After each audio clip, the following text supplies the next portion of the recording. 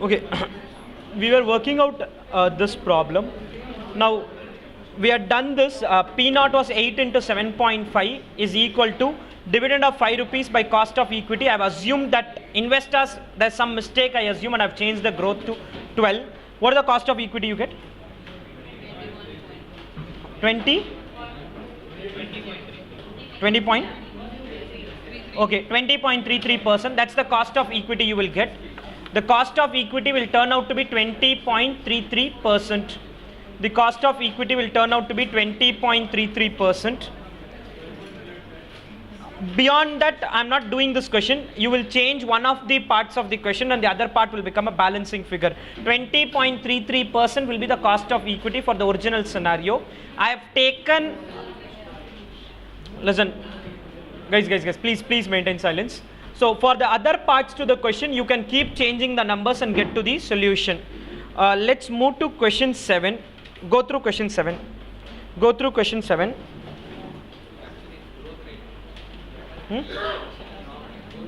Growth rate. Yeah.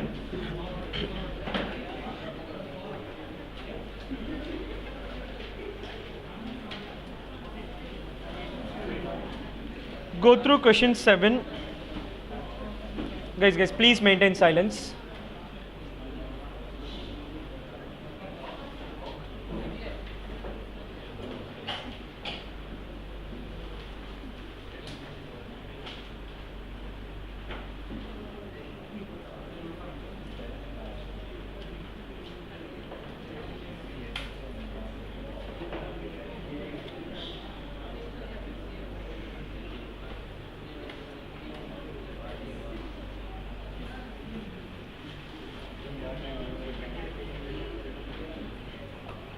Okay, now listen, they've given the details of the company.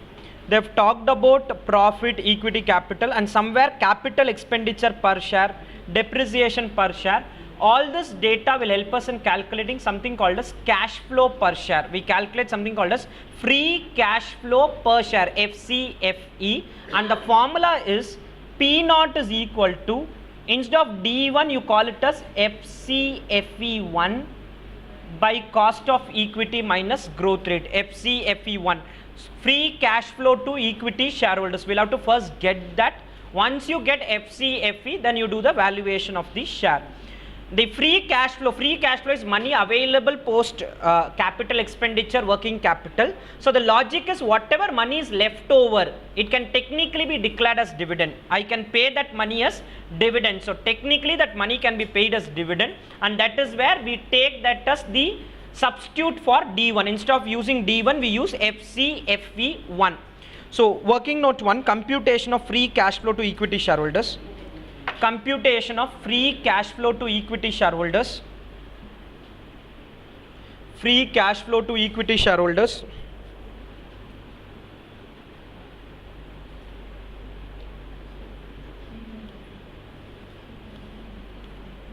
Particulars calculation amount. Free cash flow to equity shareholders. Particulars calculation amount.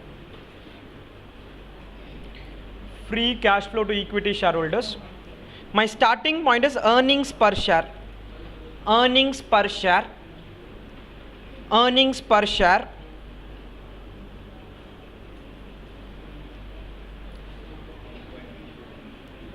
$290 crore earnings per share. How many shares are there? 32.5 crores. 290 by 32.5.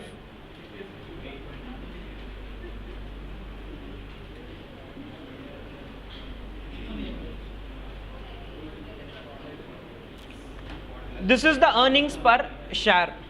The earnings per share is 8.9231. That's the amount of earnings the company is earning at a per share level. At a per share level, the earnings is 8.9231. Next, point number 2, equity funding for capex and working capital. Equity funding for capex and working capital. Equity funding for capex and working capital. Now listen, whatever I earn will go in capital expenditure and working capital. Capital expenditure is 8 rupees. It's not 47 rupees. Capital expenditure is 8 rupees. Working capital is 3.45. So overall I need 11.45. But I'll not be having 11.45. As such, I'm not making that much earnings. If I write 11.45, it will become a negative FCFE. Now we are calculating cash flow for equity shareholder. This entire 11.45 will not be paid by the equity, guys.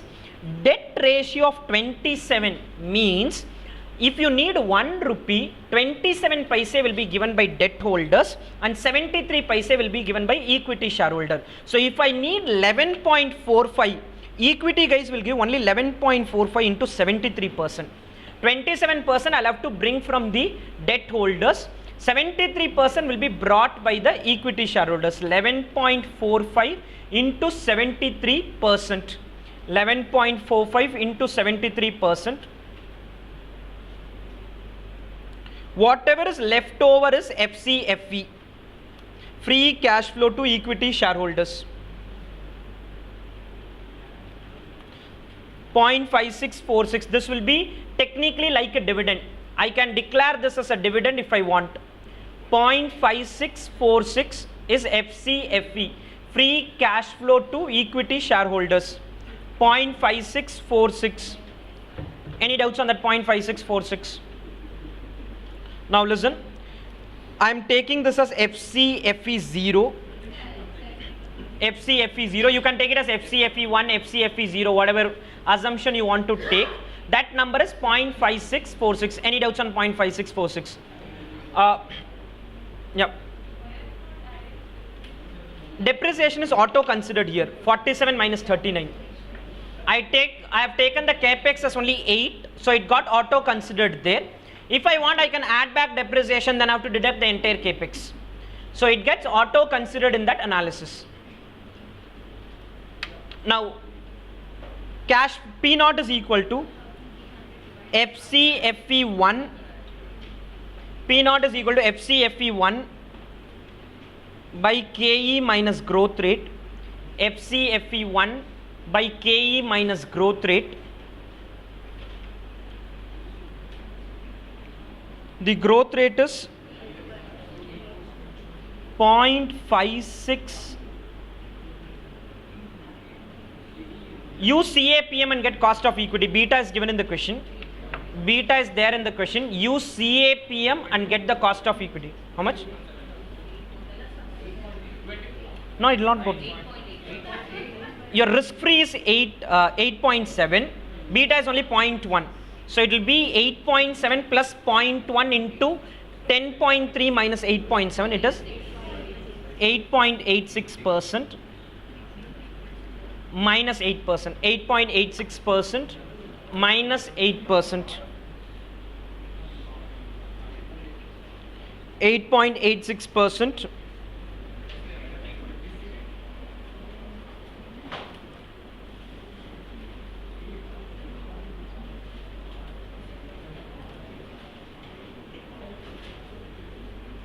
Whatever answer you get, that is the value as per the FCFE approach, free cash flow to equity shareholders.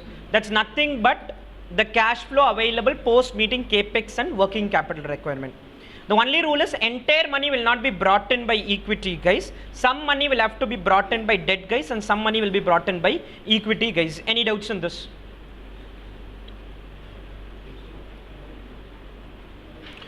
Go through question 10.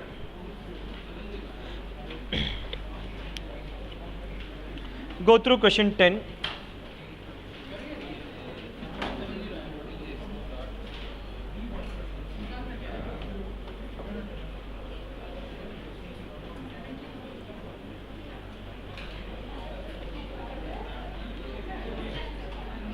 Go through question 10.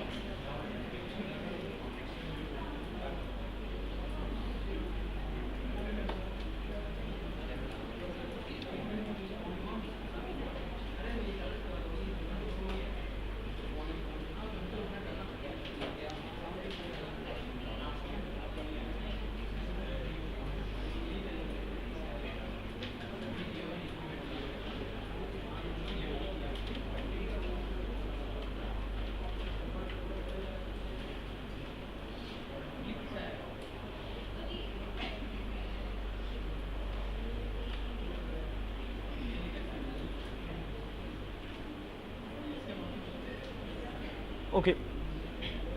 Now, this problem is on global depository receipt. It's more like an equity share. If you issue in India, it's called equity share. Based on India's equity share, if you issue the shares in some other place, it's called GDR. Now, I want to raise some 15 million. I have an issue expense of 2%. I have an issue expense of 2%. So the money to be raised will be 15 million divided by 98%. I'll have to raise little more than 15 million so that I get 15 million, because there is an issue expense of, if I raise 100 rupees, I'll spend 2 rupees and I'll get only 98. This 98 is like 15 million, 100 is a question mark. So I have to raise money more than 15 million. The money to be raised will be more than 15 million. Now they are saying 1 GDR is equal to 3 shares. 3 shares underlie each GDR. Expected domestic price is 300. So technically 1 GDR is equal to rupees 900. I cannot issue it in rupees. I'll have to issue it in dollar. 1 GDR is 900 rupees. On top of that, they want to give a 10% discount. So 1 GDR is not 900. Now 1 GDR is only 810. And if you divide by 60, you will get the dollar price. You will get the dollar price. So point number 1, issue price per GDR equal to, issue price per GDR equal to, issue price per GDR equal to 3 into 300, 3 into 300 minus 10%, 3 into 300 minus 10% divided by 60. 3 into 300 minus 10% divided by 60.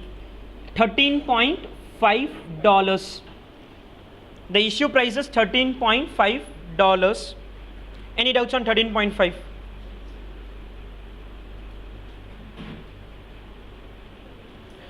Next, money to be raised equal to, money to be raised equal to, money to be raised equal to 15 million divided by 98%. 15 million divided by 98%. I will have to raise 15.306122 million. I'll have to raise this money. 15.306122 million. The money to be raised will become 15.306122 because there is an issue expense of 2%. Any doubts in this? Any doubts in this? GDR to be issued, GDR to be issued equal to this divided by 13.5. The money to be raised divided by 13.5. 13.5 is the issue price. I'll have to issue so many GDRs. 11,33,787.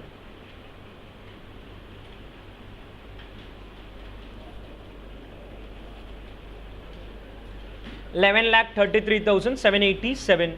This many GDRs we'll have to issue for getting the money which we have targeted. We have targeted for some 15 million net collection. So I'll have to issue 11,33,787. Any doubts on this? Okay, now listen. The Gordon's formula is P naught. Listen for some time. If I swap this formula, I'll get it as D1 by P naught plus growth rate. This is what I'll get as a formula if I swap the formula. Listen, at IPCC you could have learned something saying that there is a flotation cost. If there is a flotation cost, the P naught will get replaced with P naught minus F. In this case, there is a 2% flotation cost. So there is a 2% flotation cost, issue expenses. So when you have flotation cost, your P naught will get replaced with P naught minus F.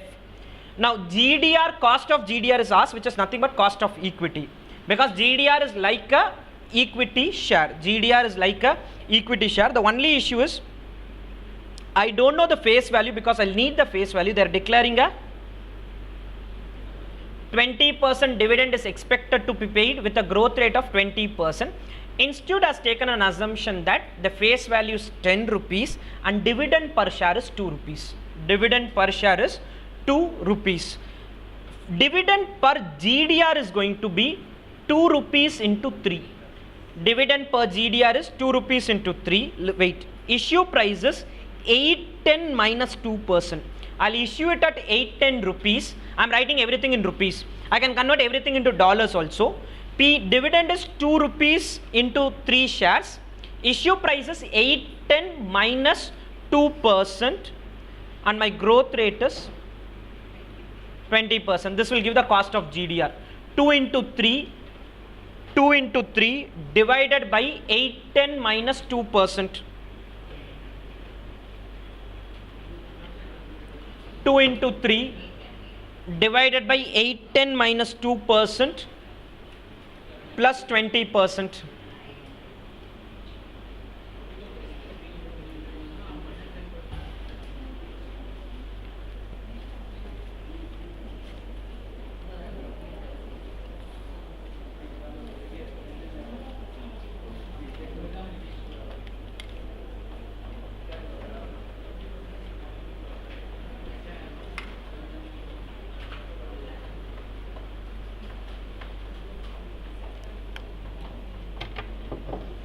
What's the answer you get? 20.6 by 810 minus 2% is how much? 7? Okay, 20.7 some answer. 20.7 is the solution. Any doubts in this? Any doubts in this? Now, as far as share valuation is concerned, it's a combination of dividends plus share valuation plus valuation which we did as part of M&A. It's a combination of all of that.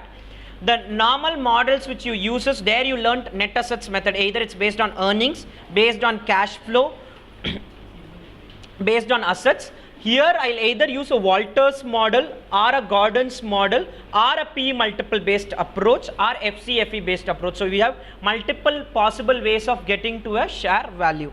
I'll move to the bond valuation now. We are done with share valuation. I'll see convertible instruments later on. Okay. We'll move to bond valuation. Now listen, any security, be it a share or be it a debenture, be it a bond, be it a fixed deposit, the value of any asset is the present value of future cash flows discounted at investors' required rate of return. In short, I have to create year, cash flow, PVF, DCF. The cash flows will be written. In equity shares, you had unlimited life. Debentures also can have unlimited life if it's irredeemable in nature. If it's redeemable, there will be a life. So you will write year, you will write cash flow, PVF at the rate which is given, discounted cash flow, and the total of that is the value of the bond. So that is as simple as that. You will have to put a total of the value and then you get the value of the bond. Some rules are, if you have a half yearly bond, then you will have to do half yearly discounting. That is, if the question says the interest is paid every half year, then you should not write 1, 2, 3, 4, 5, 6, 10 as years. It is 1 half year. If it's a 10 year, we will write 1 to 20. If it is going to be a half yearly interest payout, then I cannot be writing them as years. I'll have to write it as half year.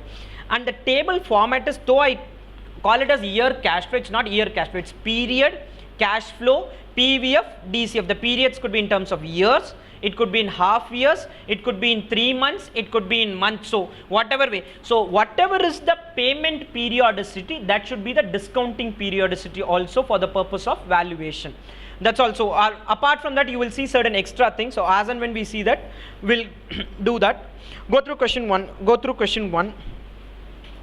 You can start doing it also. Go through question 1 and start doing it.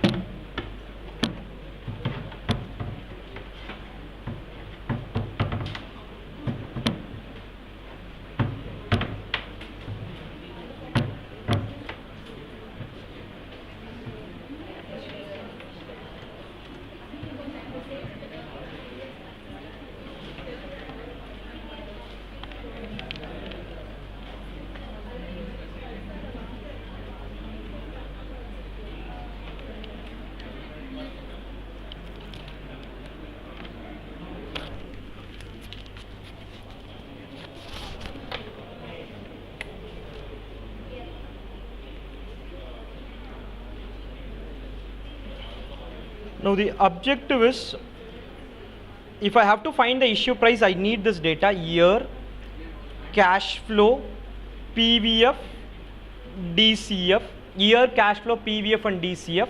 What rate the company wants to give is 16%. The investors are expecting only 15%, but the company wants to give a 16% return. If they want to give a 16% return, PVF at 16%. If they want to give a 16% return, we'll discount it at 16%. If I discount it at 15%, I'll get a higher value. They say, no, we are ready to give a higher return, so we are discounting now at 16%. The cash flows needs to be written for 10 years. You can also use an annuity if required. 9 for the first 4 years, 10 for the next 4, 14, and I'll redeem it at 5% premium, 119 in the end, 14 and then finally 119. 14 rupees plus 105 of redemption value.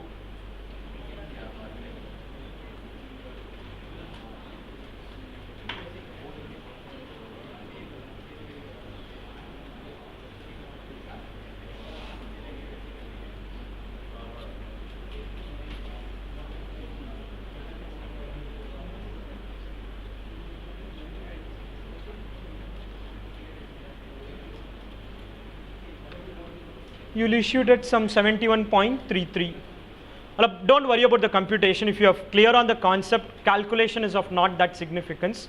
The concept is basically I get the cash flow and discount at ideally I'll discount at 15%. If the question had not used the word, the company wants to give that return. If that was missing, we would have discounted this at 15%. Ideal thing is to do it at 15%. Question says we want to give a 16% return. The question talks about a 16% return. Any doubts on this? Any doubts on 71.33?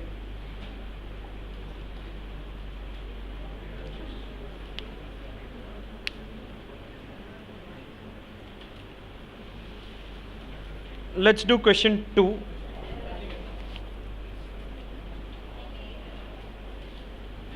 Any doubts on the first question? Clear? Okay, now listen. There is something called as a convertible bond. Listen. Any doubts on question number 1? Now, in case of a convertible bond, can you proceed to question 2? In case of a convertible bond, there are two prices: minimum price, maximum price. Maximum price is if it gets converted into equity. It's a convertible bond. You can convert this into equity, or you can continue as debt. I can continue this as debt, or I can convert into equity.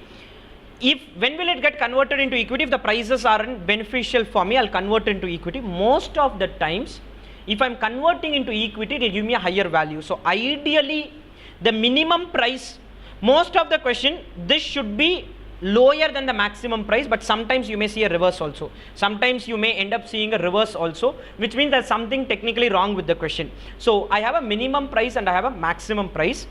See, if I buy a fixed deposit or if I buy a convertible bond, I'll get interest every year. There are no doubts on that. If I'm not converting it into shares, I'll get the redemption value. This is certain for me. So that is the minimum value. But sometimes the company may perform really well, and instead of redeeming it as deposit, I'll convert that into shares. When I'm converting that into shares, obviously the value is expected to be higher. I'm redeeming, I'll get 100 rupees. Instead of redeeming, I can convert into 5 shares worth 200 rupees. Then only I will opt for conversion. So this is certain and this is uncertain to happen. It may happen that way, it may not happen. So the question will give you both the cash flows, saying that if you continue it as debt, what will happen?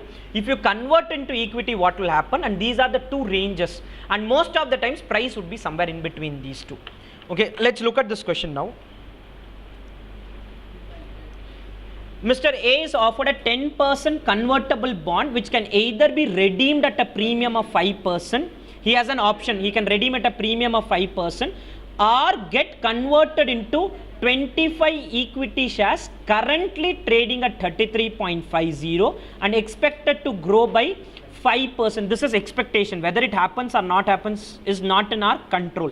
The expectation is the share price will keep going up by 5%. You are required to determine the minimum price Mr. A shall be ready to pay for bond if his expected rate of return is 11%. Minimum price means continuing it as bond, maximum is converting into equity. We'll do both. Net I'll have to do year cash flow PVF DCF. That doesn't change anything. Just that in the last year, either you redeem and get the money or you convert and get equity shares. One of the two approaches you will have to follow. Working note 1. Computation of minimum price. Working note 1. Computation of minimum price.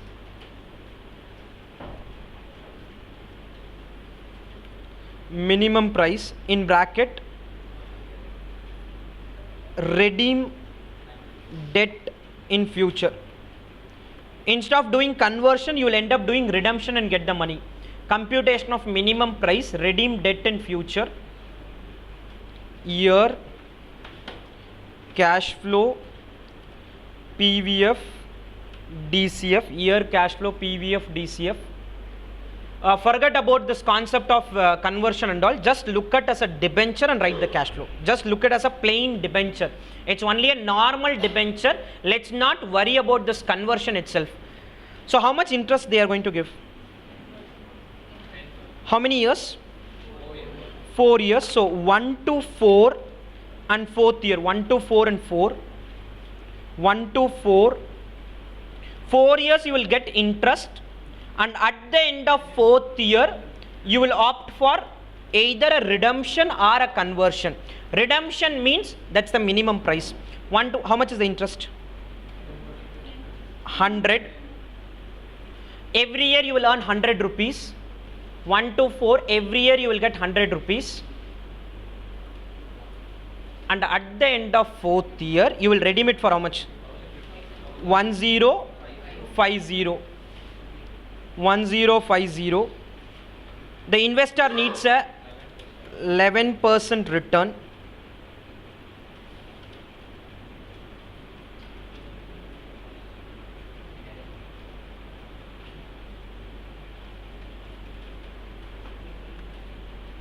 We'll need the 4-year annuity factor.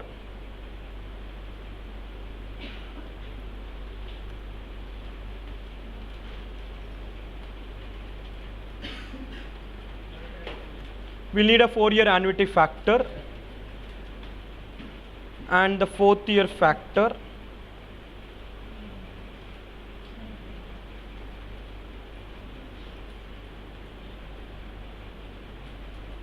This is the minimum price I can pay, 1002.15. This is the minimum price I can pay, 1002.15. That is, I'm continuing it as debt. If I continue it as debt, I can pay 1002.15. Any doubts on this? The other alternative is maximum price. Maximum price. This is convert into equity. Convert into equity.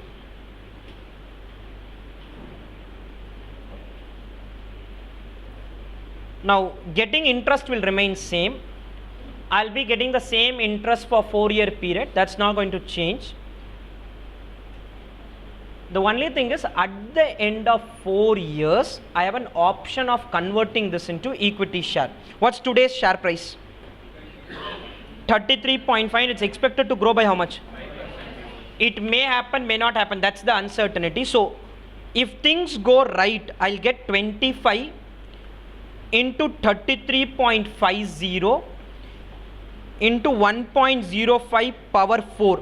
The 33.5 will go up by 5% every year. It will go up by 5% every year. So into 1.05 power 4. 33.5 plus 5%, another plus 5%, plus 5%, plus 5%. 4 years, it will keep going up by 5%. In reality, it may even go up by 10%. It can even go up only by 2% or 1%, or it can come down also. So this aspect is a little uncertain. If it happens, I'll get 1017. If it happens, I'll get 1017. Unfortunately, the price which is there is not the right price. It can't be 33.5 or it can't be 25 shares. Because today itself I get to know that I will not be converting. Because if I redeem, I get 1050. Why will I convert and get only 1018 rupees? If I convert, I get only 1018. So maybe technically, this does not mean this will become minimum price. Minimum price continues to be 1002. Minimum price continues to be 1002 because that is 100% to happen. Those cash flows, there are no uncertainty element. You will 100% get those cash flow. This, ideally they could have made it as maybe 30 shares instead of 25 shares. They could have converted this into 30 shares and maybe I get 1115. So the maximum is 1115, minimum is 1002 and I leave it somewhere in between. I pay somewhere in between.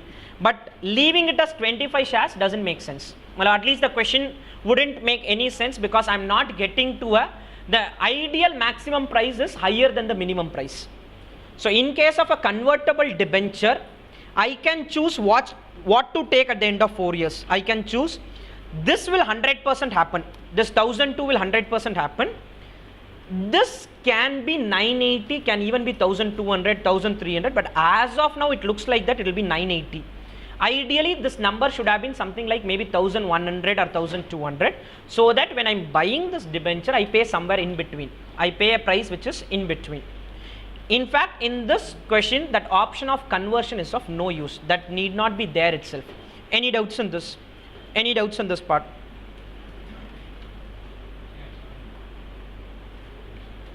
Go through question 4. Go through question 4.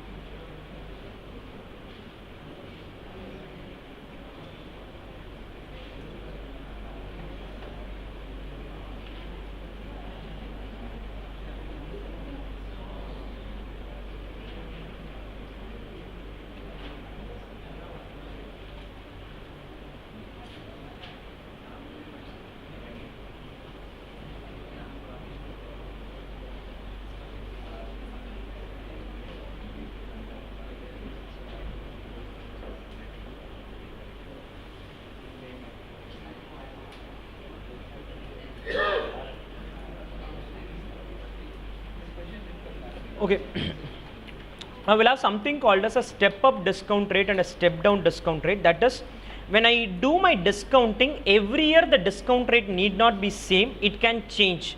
In this question they are saying I am issuing a 9% 5-year bond with a life of another 3 years. I am not interested in this 5 year. What matters is the balance 3 years.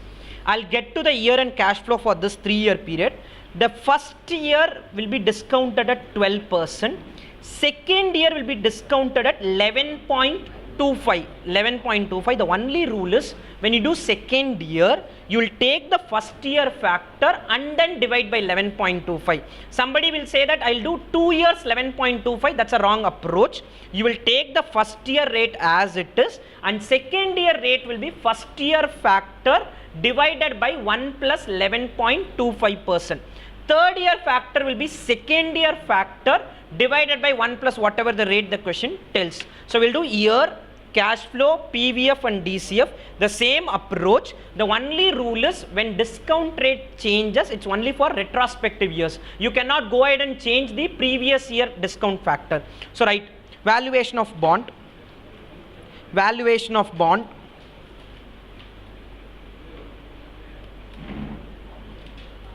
valuation of bond, year, cash flow, PVF, DCF, valuation of bond, year, cash flow, PVF, DCF,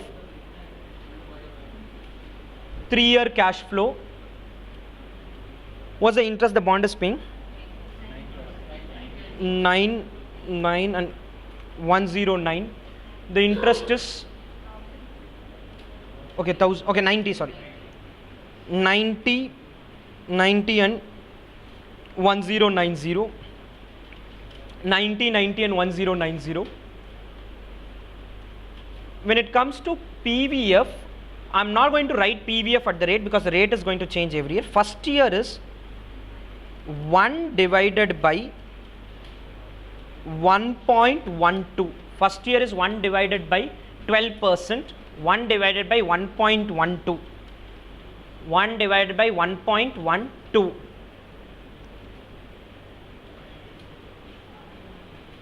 The second year factor is this divided by 11.25. The first year factor divided by 11.25. 11.25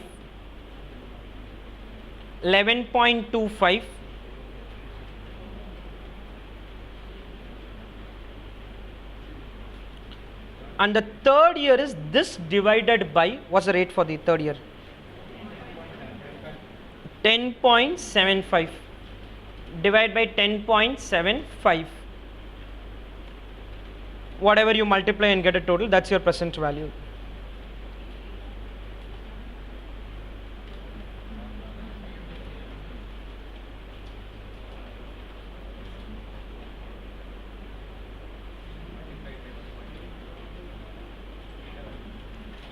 There's no logic, I'll explain. 942.89 is the answer. Ideally the answer ends with that. Institute has asked this question 2 times. Still this beta value of 1.02 is of no use to the question. To get the final answer, Institute has multiplied with beta value. There's no link of beta value. In fact, if there is a beta value of 1.02, I may have to change the discount rate based on beta. The beta, if higher the beta value, the discount rate would have gone up and my final value would have been lower than 942. Institute in their final answer have multiplied with 1.02. They have asked it second time and second time also the same answer. So I didn't want to do this, but they have shown this 1.02 and final answer they have multiplied with 1.02 as the answer. There's no logic at all in that. You cannot be multiplying with beta to get the final answer. So this is the final answer as far as institute material is concerned. They'll call this as intrinsic value. The intrinsic value is 961.75. 961.75. Not something which is needed, but from an exam point of view, you don't have an option. 961.75.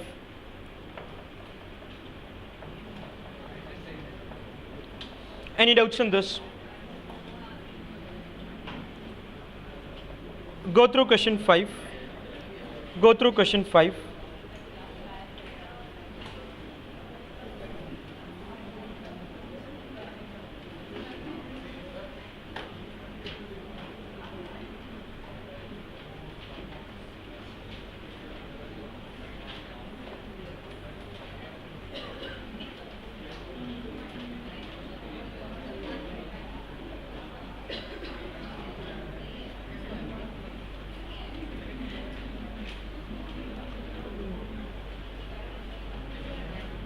Go through question 5.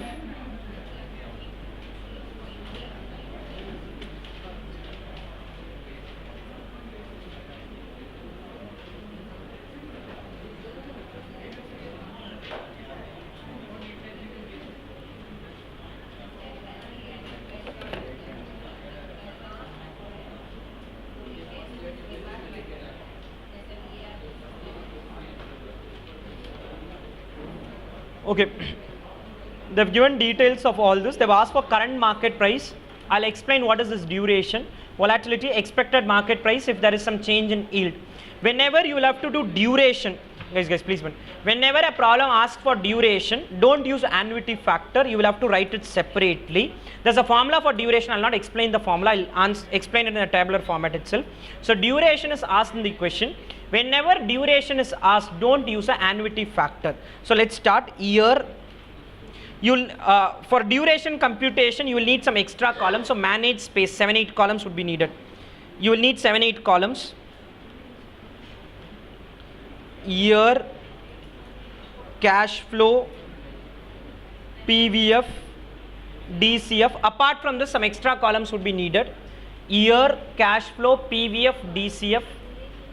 You will need certain extra columns beyond this. Year, cash flow, PVF, DCF. How many years is the... So write the cash flows for all the years. 6 years project, 6 years bond, 6 years bond.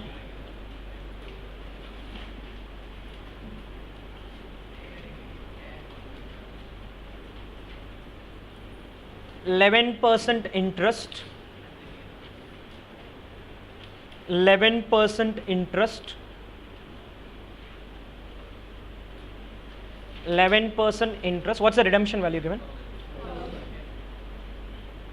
So 1110, 1000 will make it 1110, 110, 110, and then last in the end it's 1110. What's the the yield to maturity is basically the discount rate. That's the return you are going to earn if you hold the bond till the maturity. 15%.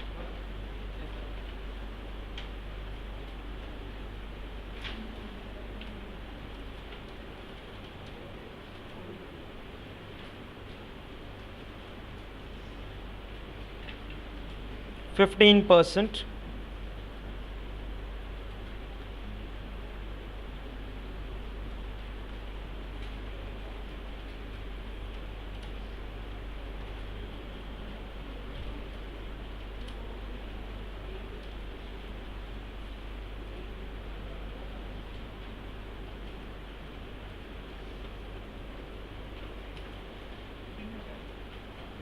848.35. That's the summation of DCF. 848.35.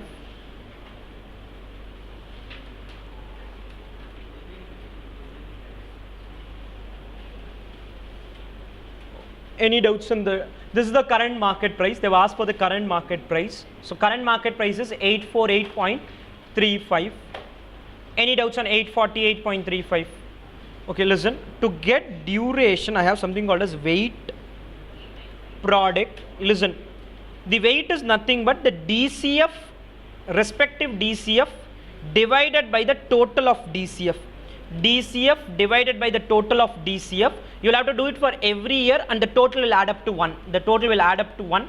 The respective DCF divided by the total of DCF.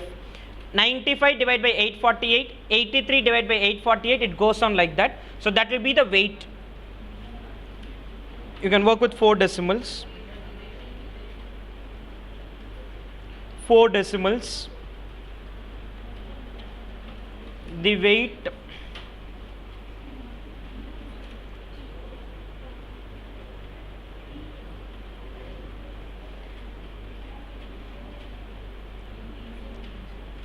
will add up to 1. It should ideally add up to 1. So otherwise, if at all difference, it could be rounding off, but it will add up to 1. We are just taking the respective value and dividing it with the overall total.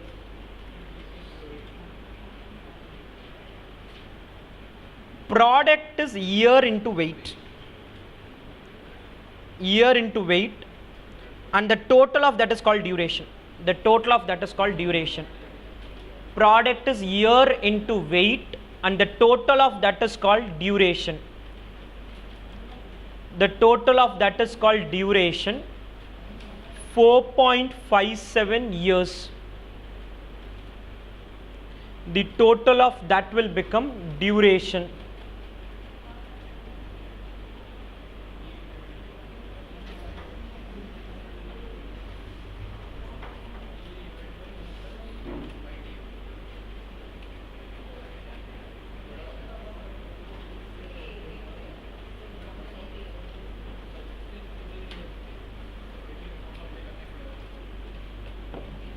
$4.5747. Any doubts on this? So the duration is equal to 4.5747 years. You need not remember the formula. There's a formula for duration, but there's a way to get to the answer to the duration. 4.5747 years. Any doubts on this? Any doubts on this? Can you proceed? Next, volatility equal to. See, basically, duration is the time period. Listen, if you do investment for 4.57 years, irrespective of interest rate changes, the return which you are going to earn will remain same. That's called as duration. It's technically called as immunizing your portfolio. If you invest for 4.57 years, you are immune from the interest rate changes. If interest rates go up or come down, you will continue to earn the same return. That is what, if you invest for 4.57 years, the return which you earn, irrespective of changes in interest rate, will remain same. That's the concept of duration. So, if somebody wants money after 2 years, he should invest money in a bond which has 2 years duration. If you want money after 4 years, you should invest in a bond which has a 4-year duration. Because I need money after 4 years, so I'll take the money out after 4 years. So, invest in a bond which has a duration of 4 years, so you are not impacted by the interest rate changes. Any doubts on this? Next, volatility equal to duration divided by 1 plus YTM. Duration divided by 1 plus YTM. Volatility equal to duration divided by 1 plus YTM.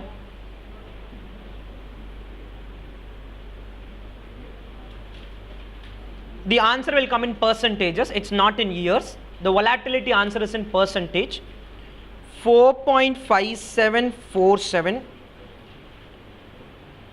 divided by 1.15. 4.5747 divided by 1.15.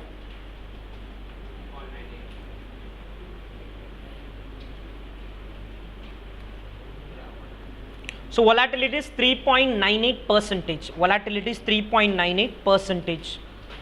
Volatility is 3.98 percentage. Any doubts on this? Any doubts on the volatility number?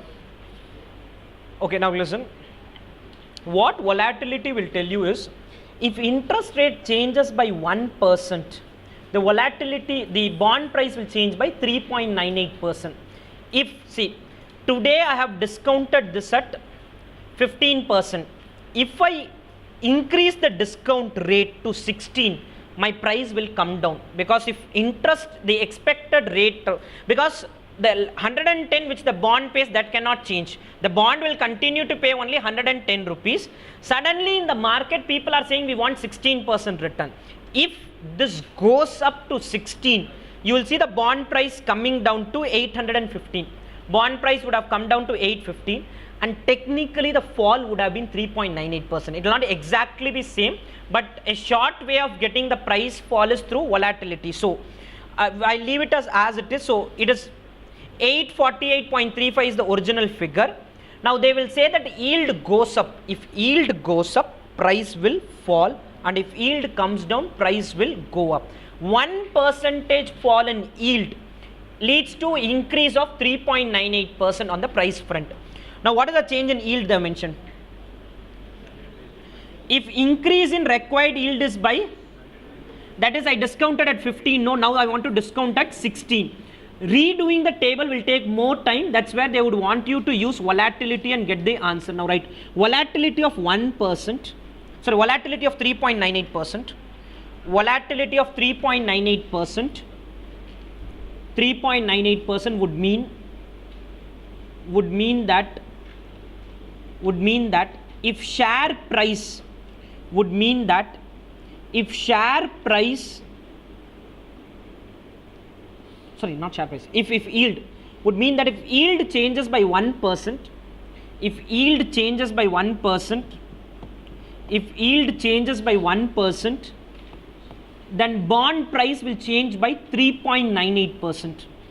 If yield changes by 1%, bond price will change by 3.98%. Full stop. Bond price and yield are inversely proportional. Bond price and yield are inversely proportional. Yield goes up, bond price comes down. Now we can easily write the expected price. The expected price, if yield goes up by 100 basis point, is 1%. If yield goes up by 1%, price will fall by 3.98%. You can reduce 3.98% and write the answer. If yield goes up by 1%, expected price with yield increase of 1%,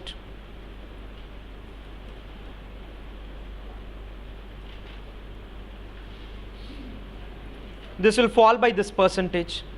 It will fall by 3.98%, and price will touch 814.58.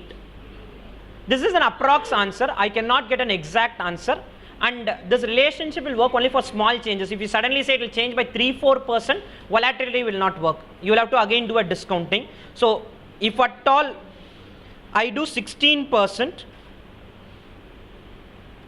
I would have got us 815.24. Now we have got some 814 point some number. So broadly the answer would match. Exact answer if we want, then you'll have to do only a rediscounting. I'll have to end up doing a rediscounting. Any doubts in this? Next, expected price with yield decrease of how much percentage? So price will increase by some 3% types. 3.98 into 0.75, price will increase by some 3% types.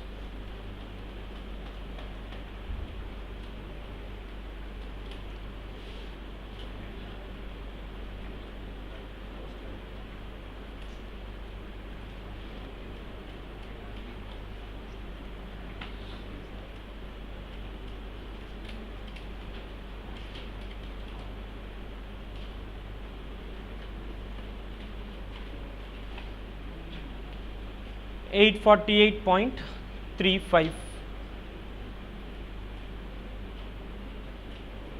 No, something is wrong, sorry.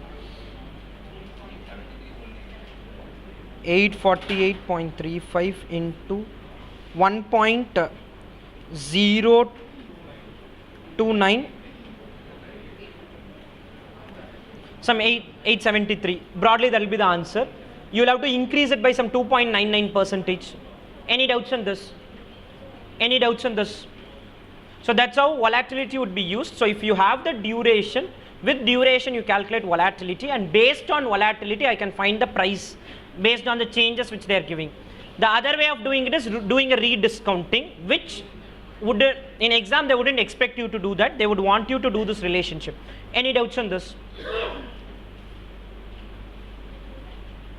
Go through question 7.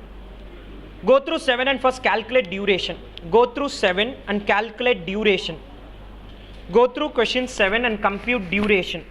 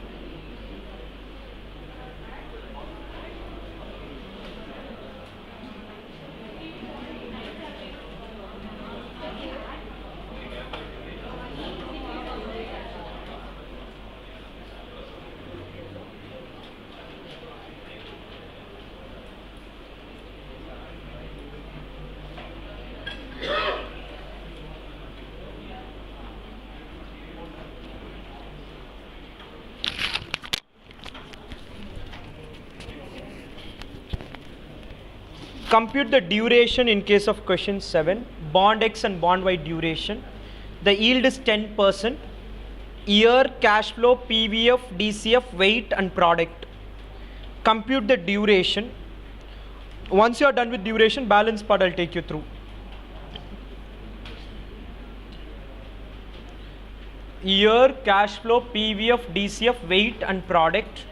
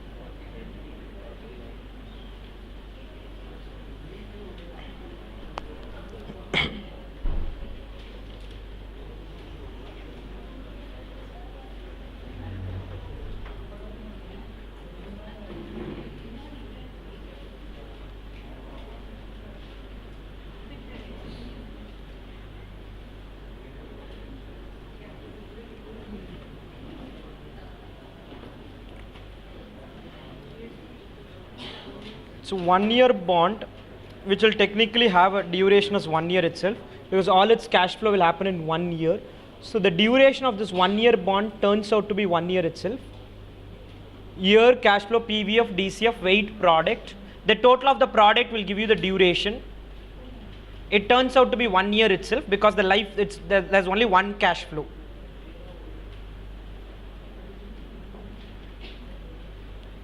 Then we have the second bond, which is a 4-year bond.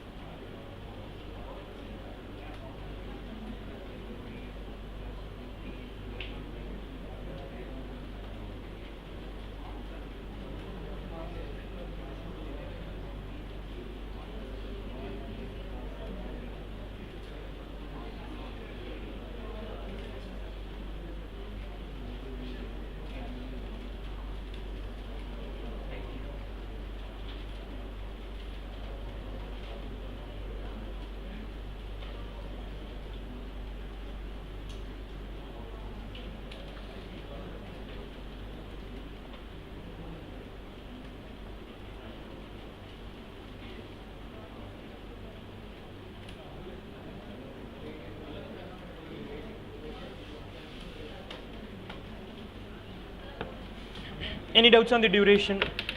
Okay. Any doubts on this? Okay. Now the question says, this person will need money after 2 years. He wants 1 lakh after 2 years. We are required to advise him whether he should invest all money in one type of bond or he should buy both the bonds, and if so, in what quantity. That's the advice. We should create a portfolio. First, I should search for a bond which has a duration of 2 years. Between the two bonds, do we have any bond with 2 years duration? No. So then I'll have to find a weighted average mix so that I get a 2-year duration. Basic requirement is I need a bond which has a life of which has a duration of 2 years. If I don't have that, I will mix bond X and bond Y in such a way that I get a 2-year duration. That's the approach which we are going to use. Any doubts on this? Next working note, computation of amount to be invested. Computation of amount to be invested.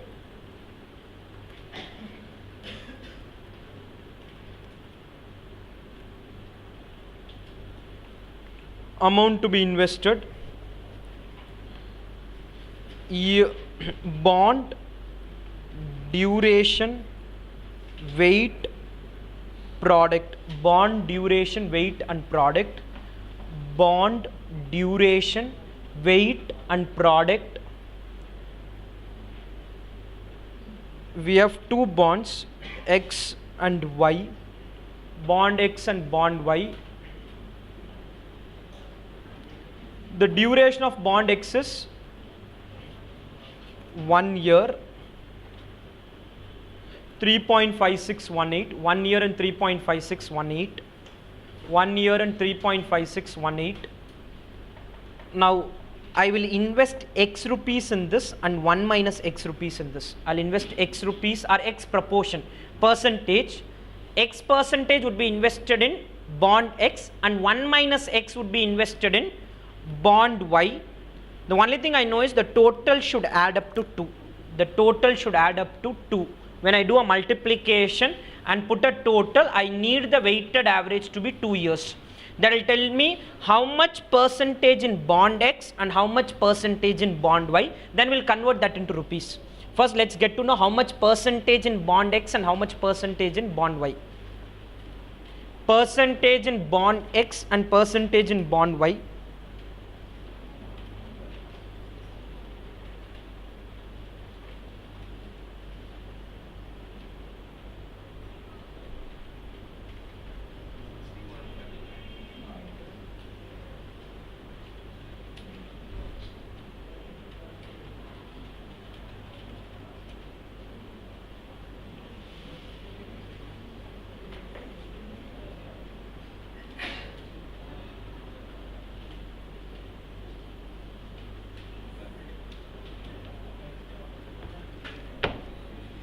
This will be X, this is 3.5618 minus 3.5618X. Let me know the proportion for the two bonds.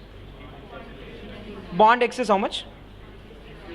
0.6096 and the other bond is going to be 0.3904. Any doubts in this? So whatever I am going to invest, 39% I'll invest in bond Y and 61% I'll invest in bond X. That will give me a duration of 2 years. Why I need a duration of 2 years? Because my time horizon of investment is 2 years.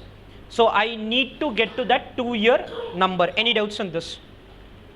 Now I need 1 lakh after 2 years. So today I need not invest 1 lakh for that. I'm going to invest a lower amount. I need 1 lakh after 2 years.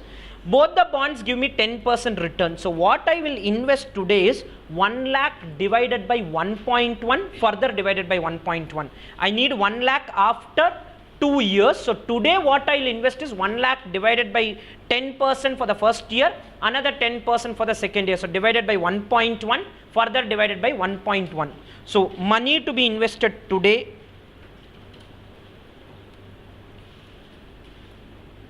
one lakh divided by 1.1 divided by 1.1. I'll invest only some 82,600 rupees. The investment will be only for 82644. We'll invest only 82,644. Once this is done, bond X investment, bond Y investment, X is into 6096, X is into 6096, bond X investment and bond Y investment, and bond Y is, these proportion we have just now calculated, 50,000 and 32,000 in two bonds. This if I divide by the current price, I'll get the number of bonds. Finally they want how many bonds to be bought. So I'll divide this by the current price. I'll get to know the number of bonds to be bought and sold. Any doubts on this? So I want to invest 82,000 today in 2 bonds in the proportion of 61 and 39. That proportion is something which we calculated using a weighted duration concept. Any doubts on this? Any doubts on this part? Okay, I'll move to the next one, which is bond refunding. Go through question 8. This is a slightly tricky area. Go through question 8. I'll explain in detail. Go through 8.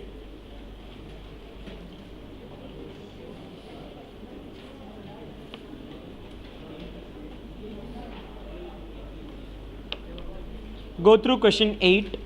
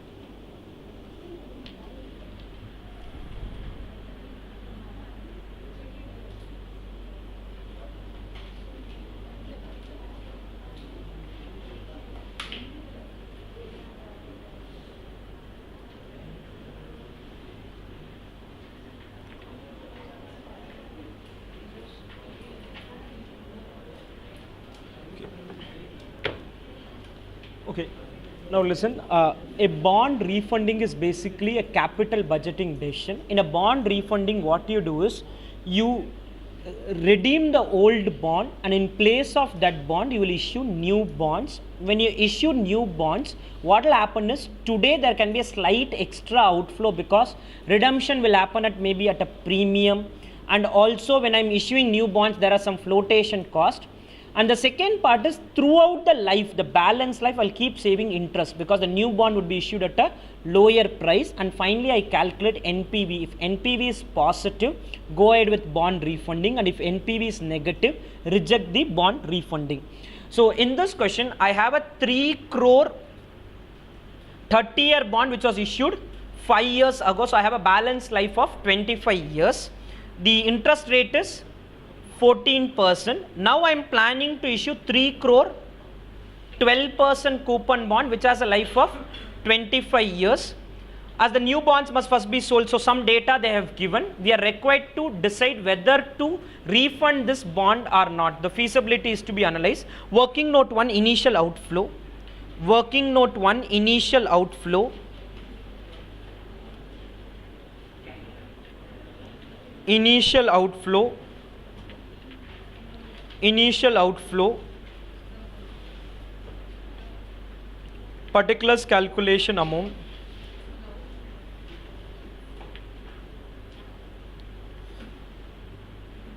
particulars calculation amount, initial outflow, particulars calculation amount. Point number 1, payment to old bond holders. Payment to old bond holders. Look at the question and tell me if any redemption is there or the normal payment. Payment to old bond holders. How much should we pay to them? The overall value. The overall value. It is a value of 3 crores. I'm not interested in 1,000 rupee bond or 100 rupee bond. 3 crores is what I have to pay them. Any redemption on premium? The bond have a call price of 1140. That is, if you want to redeem them before, you have to pay, instead of 1,000 you will have to pay 1140. So that's the price I have to pay to the old bond holders. So payment to old bond holders is 300 lakhs divided by 1,000. I'll do the problem in lakhs into 1140. 300 lakhs by 1,000 into 1140. Let's not come to the new bond for the time being. 300 lakhs by 1,000 into 1140. This is my first outflow. Some 342 lakhs I will have to pay. I'll have to pay 342 lakhs let's not come to the new bond for the time being, just let's restrict to the old bond. Moment you pay this, in your books of account you will record an expense of 42 lakhs. You will record an expense of 42 lakhs because whatever excess you have paid, from an accounting point of view, you will have to take it to P&L. You will have to take it to P&L. So whatever excess you have paid, tax benefit on premium for redemption. Whatever premium I have paid, that extra 42 lakhs, on that I'll get tax benefit. Whatever extra amount I have paid, I will get the tax benefit on that. 42 into 40%. 42 into 40%. Tax rate is 40%, no? Yeah, 40% tax, 16.8. Tax benefit on premium of redemption. So whatever on premium on redemption, so whatever premium is there, I'm going to get a tax benefit on that. Any doubts till now? Okay. When I had issued old bond initially, I could have issued it with some flotation cost. I could have issued it at a discount. So if, let's assume when I issue originally, I would have issued at, let's assume, discount of some 40 lakh rupees. Every year I'll keep writing off if there is a life associate. So if you have a, originally your flotation cost is, let's assume, 5 lakh rupees, you will be writing off this 5 lakh over a period of 30 years because the life was 30 years. 1 year has gone by, second year has gone, third year gone, fourth year gone, fifth year gone. Another 25 years is there, there will be some value in the books. Accounting as well as from a tax point of view, that old bond does not exist now. If it does not exist, whatever was the amount there, if any flotation cost is there, write it off fully now. If any discount on issue of bond was there, you write it off fully. Anything which was still existing on day 0, we will end up writing it off now because old bond does not exist. Now, when I had issued the bond, I had issued it at a flotation cost of 3,60,000. I have issued it a flotation cost of 3,60,000. Now listen, tax benefit on write-off of flotation cost of old bond. Listen for some time. Old bond had a 3.6 lakh of flotation cost. I divide that by 30 years and multiply that by 25 years. I wanted to write it off over a period of 30 years. In that, another 25 years is still pending. Whatever is pending on that, I'll get a tax benefit of 40%. Whatever is pending on that, I'll get a tax benefit of 40% because I'll write it off now. I'll write off this amount and I'll get it as a tax deduction. So 3.6 lakhs divided by 30 years into 25 years into 40%.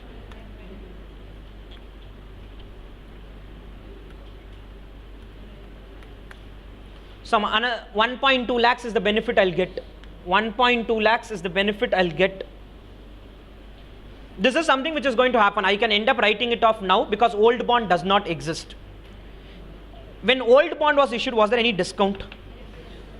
We had a discount of 9 lakhs. I had a discount of 9 lakhs. 2.91 crores is what I had collected. Again, point number 4 is tax benefit on write-off of discount of old bond. When we had issued it at a discount. This will be 9 lakh by 30 into 25 into 40%. 9 lakh by 30 into 25 into 40%.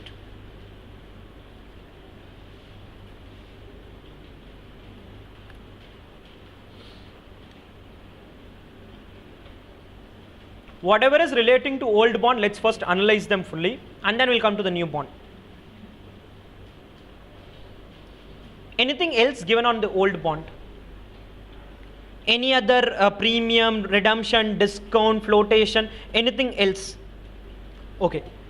Now, once I've done with old bond analysis, I can have one extra item called as overlapping interest. As the new bonds must first be sold and their proceeds used to retire old bonds, company expect a 2-month period of overlapping interest during which interest on both old and new bonds must be paid. So sometimes what can happen is I will issue new bonds, get the money, it takes me some time and 2 months passes, so I have to pay interest on both. Now bond refunding assumes that redemption happens on day 0. Old bond goes away on day 0. If old bond does not go away on day 0, you will have extra interest to be paid on the old bond itself. Whatever you pay is the extra interest for the old bond, not for the new bond. New bond was anyway to come on day 0, it comes on day 0. The problem is with old bond which does not go out on day 0. Old bond should have gone out on day 0, it's not going out. So point number 5 is overlapping interest. Overlapping interest on old bond.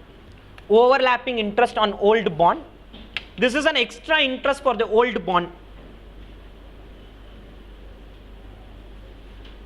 Overlapping interest on old bond, which is 300 lakhs into 14% into 2 months, 300 lakhs into 14%, 2 months, and finally I'll multiply with 60% after tax.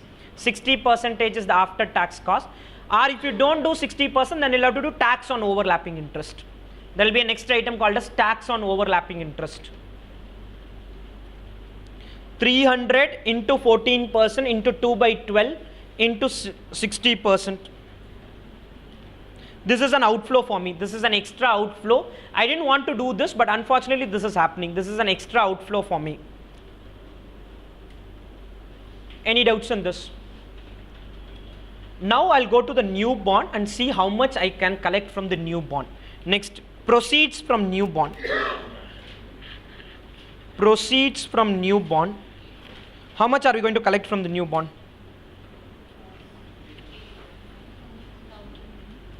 I'll 3 crores, but some 4 lakh will go as flotation cost. 3 crores is what I'm going to issue, and some 4 lakh will become a flotation cost. Any doubts on that?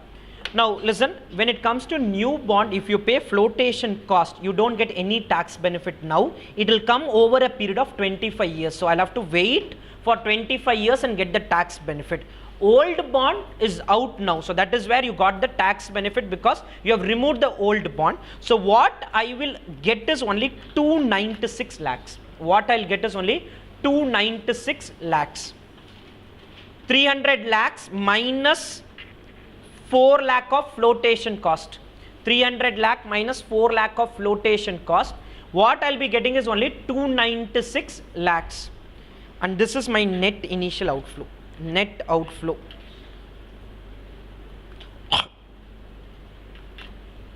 29.2 lakhs is what I'll pay on day 0. I'll end up paying 29.2 lakhs on day 0. That's my initial outflow. 29.2 lakhs of outflow on day 0. This is an extra outflow which happens on day 0. I'll be getting the benefit of this over a period of 25 years in terms of lower interest. Any doubts on this? Any doubts on this?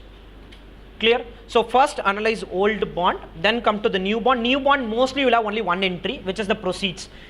Beyond that, whatever be you issue at premium, issue at discount, I cannot capture all of them because no tax benefit will come. Tax benefit part cannot come on day 0. Working note 2, in between flows. In between flows. Today I will end up paying 29.2 lakhs. Why do I pay this 29.2 lakhs is to save some money. I'm going to save some money over a period of 25 years. Particulars, old bond, new bond. Old bond and new bond. Now listen, when you do this step, you will have to assume as if the old bond is existing, then do the calculation. Then new bond is existing, do the calculation, and the difference is the net saving. The difference is the net saving. When I say old bond existing, it means you will have flotation cost write-off, you will have discount write-off, as if old bond is continuing, because I have to compare what would have happened vis-a-vis what is happening. So what would have happened is you would have written off premium, you would have written off discount on old bond, you would have written off this flotation cost of old bond, as if the old bond is continuing, as if the new bond is continuing, and then do the calculation. So particulars, old bond, new bond. Point number 1, interest. Interest after tax. interest after tax. This is an outflow, I'll write it as negative, interest after tax. What is the rate of interest on old bond? 300 into 14% into 60%. 300 into 14% into 60%. New bond, what's the interest? This is the main saving. Apart from this, there can be extra saving or extra cost. This is the major saving. The major saving is you save some interest amount. Tax benefit on write-off of flotation cost. Tax benefit on write-off of discount. When you do this step, don't compare old and new, you'll get confused. First complete old, then we go to the new. That will be an easier way of doing it. If my old bond had continued, what will be the yearly write-off of flotation cost? If old bond had continued, how much you will write off every year? How much? Old bond. If old bond had continued, how much you will write off every year? 3,60,000 divided by 30 years. 3,60,000 divided by 30 years, which is 12,000. Now I will get a tax benefit of 40% on that. I'll get a tax benefit of 40% on. This is as if the old bond was continuing. Last year old bond was there. In that P&L you would have passed this entry saying 12,000 write-off. 12,000 write-off entry would have been passed and 40% of that. How much discount would have been there? Every year what will be the discount write-off?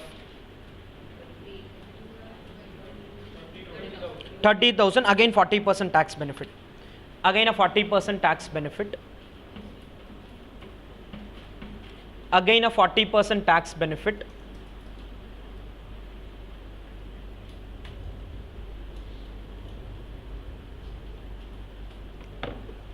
Any doubts on this? Any doubts on this? Now the old bond gets converted into a new bond. On the new bond, is there any flotation cost? 4 lakhs. So calculation is 4 divided by 25 years into 40%. 4 divided by 25 years into 40%. 0.064. That old bond was redeemed at premium. All that will not come into analysis because I am saying as if the old bond was not redeemed, what will happen? If old bond is redeemed and new bond comes, what happens? Any doubts on this? The total of this is cash flow after tax. Basically, I was paying 25 lakh 3,200. Now I will pay only 21 lakh 53,600. That's the net saving. Earlier I was paying 25 lakh 3,000. Now I will pay 21 lakh 53,000. The difference is the saving. The difference is the saving which I get every year. For a period of 25 years, I'll get this saving. Any doubts on this? So annual saving is equal to new minus of minus 3.496. I'll get a saving of 3,49,600. I'll get a saving of 3,49,600. Any doubts on this? 349,600. Now beyond this, working note, I'll consolidate this and calculate NPV. Any doubts on 349,600? Basically, I am paying 29,20,000 today to save 3,49,600 for 25 years. I'm paying 29,20,000 today to save 349,600 for 25 years. If it gives positive NPV, I go ahead. If it's negative, we reject it. So next, NPV, year cash flow, PVF, DCF. Year cash flow, PVF, DCF. Year cash flow, PVF, DCF.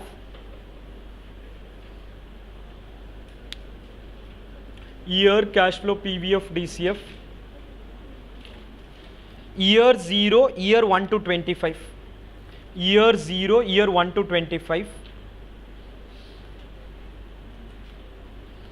Year 0, year 1 to 25. Year 0 is an outflow of 29.2. You will use a 25-year annuity factor and then compute the NPV. The discount rate would be after tax cost of debt. How much they have given? 8%.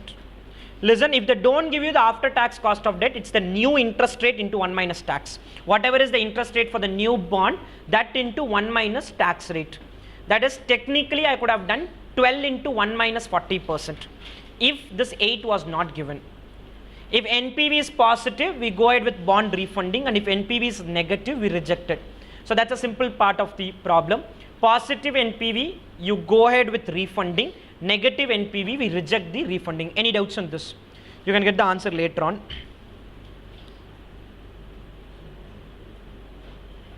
Go through question 12. Go through question 12. Go through question 12 and try doing it. Go through 12 and try doing it.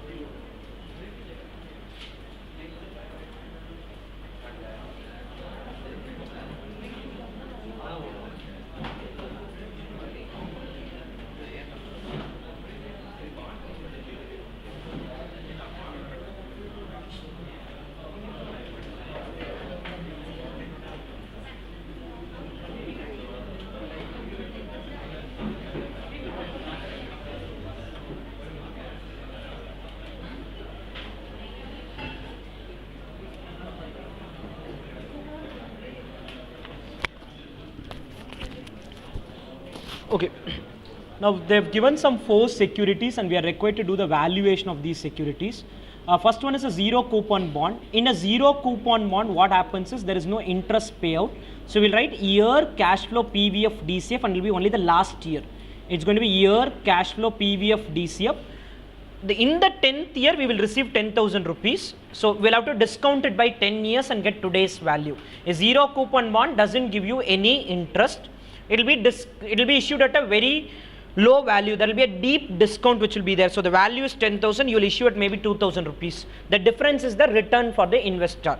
So year cash flow PVF DCF, year cash flow PVF DCF, year 10 we will get 10,000, year 10 we will get 10,000, year 10 we will get 10,000, PVF at 7.5%, PVF at 7.5%,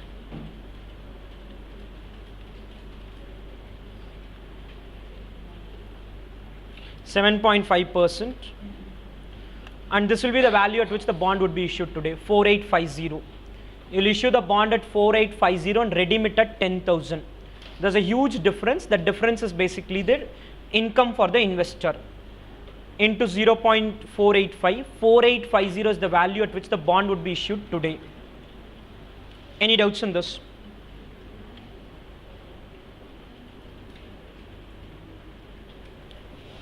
Okay. Next is a treasury bill. Treasury bill is basically a short-term instrument. So they are asking what will the annualized yield if treasury bill is traded at 98,500. The face value is 1 lakh. Today's traded value is 98,500. Now there's a formula. The logic is very simple.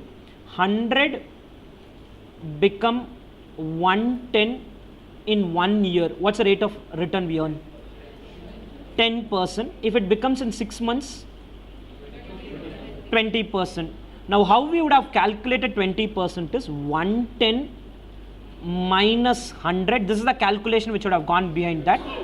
Divided by 100 into 12 by 6 into 100. This is what you would have applied to get this 20%. 110 minus 100 divided by 100 into 12 by 6 into 100.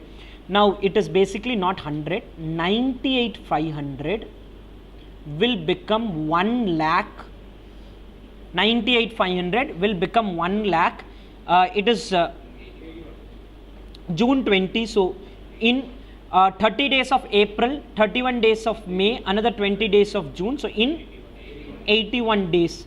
So earlier wherever there was 110, I'll replace that with 1 lakh. Wherever there is 100, I'll replace it with 98,500 and get to the answer. Now write 98,500 will become 1 lakh. 98,500 will become 1 lakh. Will become 1 lakh in 81 days. 98,500 will become 1 lakh in 81 days. Will become 1 lakh in 81 days. So the answer is going to be 1 lakh minus 98,500 divided by 98,500 into 12 by m, 365.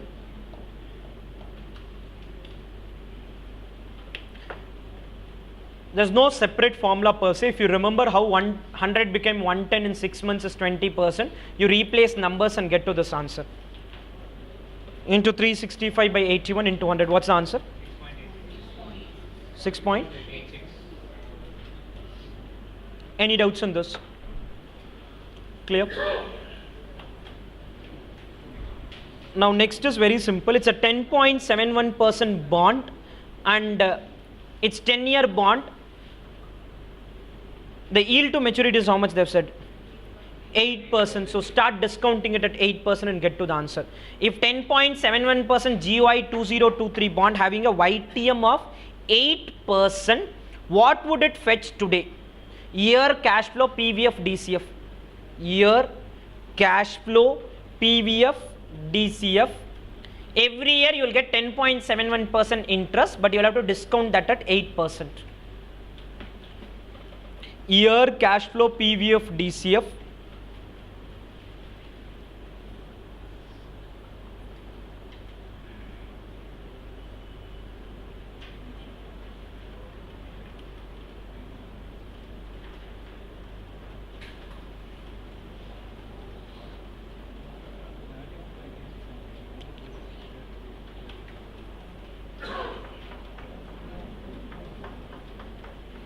year cash flow PV of DCF, year cash flow. How many years bond is this? 1 to 10, year 10,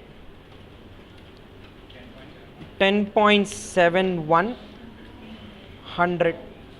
What's the annuity factor for 10 years? 6 point?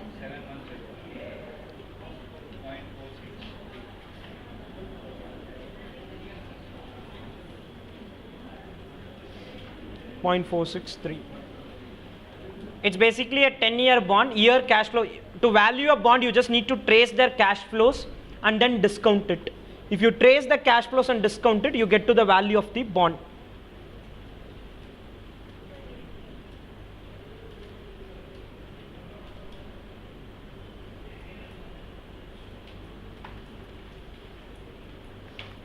Some 118.16. Same as the next one. Next one, the rate is 10% and the YTM is 8%. 10% and YTM is 8%. 10% and the YTM is 8%.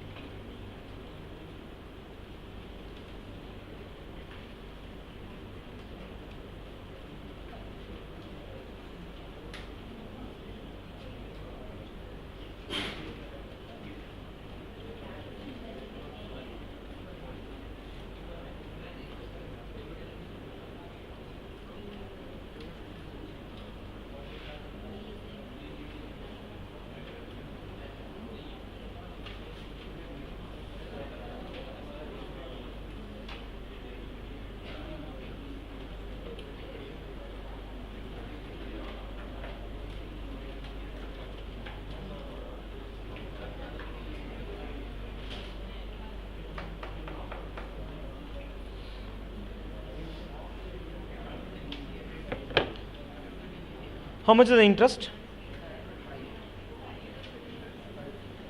Interest is how much? The only important rule is, I'm not sure whether you have done it, it's a half yearly bond. You will have to write it as 1 to 20 and year 20. You will have to write it as 1 to, okay, it's 5 years. 1 to 10, year 10 or period 10. This is not year, this is period, and this is PVF at 4%. PVF at 4%, and this number is half yearly interest, which is 500.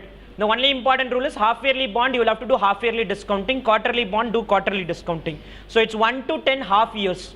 It's not year cash flow, it can be period cash flow as well. We normally write it as year cash flow because that's the approach, but many times it can be different as well. Period cash flow, PVF at 4% and DCF. You can get the answer. So basic rule is, if you have a half yearly bond, do a half yearly discounting. Any doubts in this? Now listen, for a half yearly bond, if you calculate the duration, then it is also in terms of number of half years. That is period, cash flow, PVF, DCF, weight, product. When you put a total of the product, the answer is not 8 years. If the total is 8, it's 8 half years. The answer will become 8 half years. So the duration will also come in terms of number of half years. Any doubts on this? Any doubts on this part? Let's do one more problem in bond valuation, which is on forward rates. Go through question 14. Go through question 14. Go through question 14.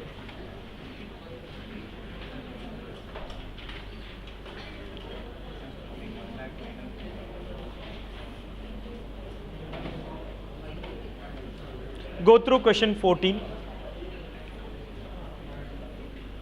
Now, the question asks for something called as forward interest rates. Listen, forward interest rate is nothing but what we did in derivatives chapter called as FRA, forward rate agreements. Basically, I need the interest rate for year 0 to 1 is spot rate, 1 to 2 what will be the interest rate, 2 to 3 what will be the interest rate, 3 to 4 what will be the interest rate. To get the forward rate, the best formula is future value factor for 4 years divided by future value factor for 3 years. But the problem is I don't have the interest rate. These are not You cannot just go by the interest rate and say that is the interest rate, because you have the price. When the price is there and the interest rate is there, the yield to maturity can be different from the interest rate. The 1 year interest rate is given as 0%. This does not mean that the bond is not earning anything. Bond would be earning 91,000 becoming 1 lakh. So for every bond, the interest, I'll have to calculate the return which every bond is going to earn. Technically, I'll have to calculate IRR for a 1 year bond, IRR for a 2 year bond, IRR for a 3 year bond, IRR for a 4 year bond. If I have these 4 numbers, then future value factor for 4 years divided by future value factor for 3 years will give me the forward rate for year 3 to year 4. Or FVF for year 3, year 2, if you combine, you will get the year 2 to year 3 factor. These interest rates can't be used directly. I cannot use this interest rates directly because these are not the returns. Interest is one component of the return. The other component is price appreciation. So you will have to consider both the components. Working note 1, computation of R1 in bracket interest rate of year 1. Computation of R1. Computation of R1 in bracket interest rate of year 1. If the rates are directly given, not only the interest rate, basically the returns, if they are directly given, then I will use the formula which is FVF of year 2 divided by FVF of year 1. 1 by 2 FRA, 2 by 3 FRA, 3 by 4 FRA, whatever the requirement of the question, you take that, divide by the earlier factor and get to the answer. Now year cash flow PVF DCF, year cash flow PVF DCF. Let's take the 1 year bond, only 1 year bond, which is year 0, year 1, year 0 and year 1. How much is the today's price? That is, if I pay 91,000 today, if I pay 91,000 today, I'll get back how much?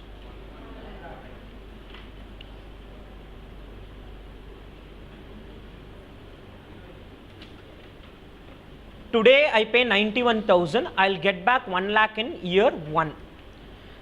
Basically I'm calculating something called as IRR. So I want this total to be 0. I want this total to be 0. IRR is the rate of return at which NPV is 0. If this has to be 0, this number has to be 91,000. This can be 91,000 if, and this can be 0.91 for what rate of interest? Because we have been calculating 1 divided by this. So at what rate of interest will it be 0.91? You can do the calculation. It will be not exactly 10%. Do the calculation. See, what you do is 1 divided by 1 plus interest rate as the factor we have been writing. Now I have the factor. The present value factor is equal to 1 divided by 1 plus rate of interest of the year 1. Rate of interest of the year 1. The present value factor is something which you know, 0.91 is equal to 1 divided by 1 plus R1. 1 plus R1 is equal to 1 by 0.91. What is the rate of interest? 9. So the interest rate for the first year bond is 9.89%. They have given 0%, but it is 9.89%. Any doubts on this? Any doubts on this? So R1 is equal to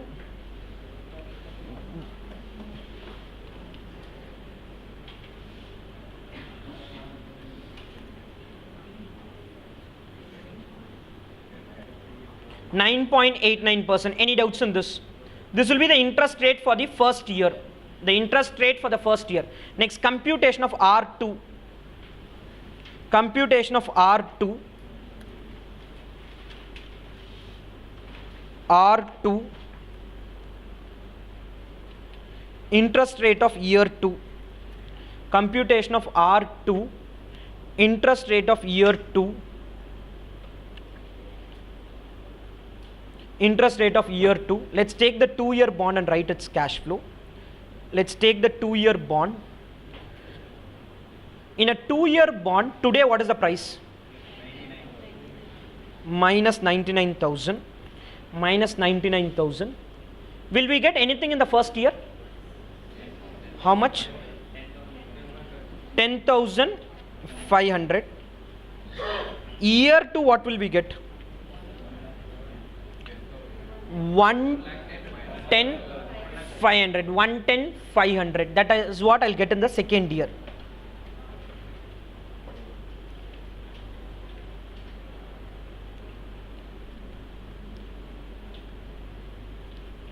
Now listen, when I did step up discount rate, I said that the factor for the first year will remain same. Second year factor is going to be first year factor divided by some new rate. So whatever bond I analyze, the factor for the first year is 0.91.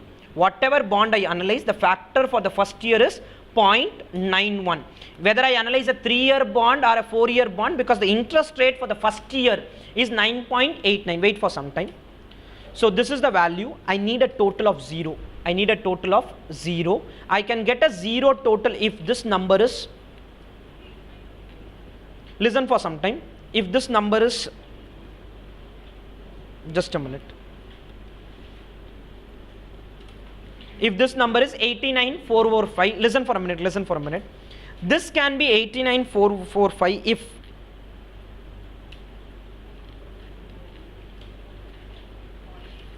.8095. Now what is this 0.8095 is? 0.8095 is equal to factor of year 1 divided by 1 plus interest rate of year 2. Factor of year 1 divided by 1 plus interest rate of year 2. That's how step up discount rate works. So I have the first year factor which I have copied. When I go to a third year bond, these two I'll copy, because the first year factor has to be 0.91, second year factor has to be 0.8095. I cannot change them. I'll get a balancing figure called as third year factor, which is nothing but second year factor divided by 1 plus R3. You get R2 and we end there. R3 and R4 you can manage at home. So get to the R2 answer. The second year factor is nothing but first year factor divided by 1 plus R2. Divided by 1 plus R2. The second year interest rate.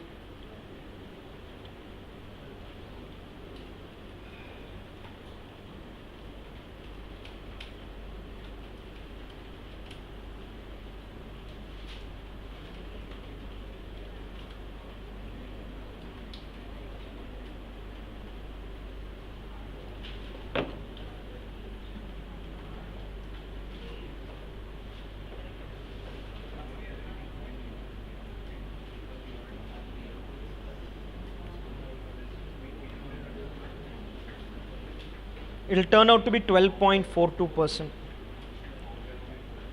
It will turn out to be 12.42%. Like this, I can keep going on R3, R4. You can keep doing any number of bonds analysis. You will get to the rate for the third year, rate for the fourth year. Any doubts on this? You will get to the rate of the third year and the fourth year with this. Any doubts on this? We'll take a break of 10 minutes and then continue with the balance parts.